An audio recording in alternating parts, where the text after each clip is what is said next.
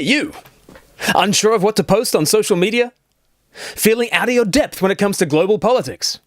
Behind the times on the latest trends? Not completely sure which opinion will get you pilloried by mobs of angry strangers? Then try not posting anything! That's right, not posting anything is the new craze that's not sweeping the internet. Join the movement that literally no one has thought of as you let righteous indignation just sweep on past. Just take this hapless moron, Wayne. Ever since making Facebook posts on US politics, Wayne's IQ has dropped 15 points, and he's developed shingles. Don't be like Wayne. Start doing what no one on the internet has thought of. Try not posting anything. But wait, I'm a Christian. I want to have a distinctive voice online. We're glad to hear it, Bill. Here then is our foolproof 3-step plan. Step 1 we've already covered. Don't post stuff you don't understand. Step 2, make it clear in your bio that you're a Christian.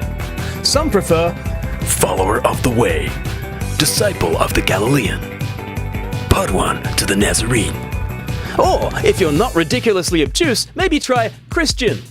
That's step 2, state clearly that you're a Christian. And then step 3, and this one really is key, people, don't be a jerk. That's right, against all contrary inclinations and against the entire tide of jerkness engulfing the web, try not to be a jerk.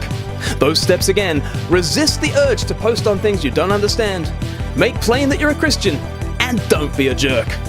Follow these simple rules and you too might just survive this vitriolic shame storm we call social media.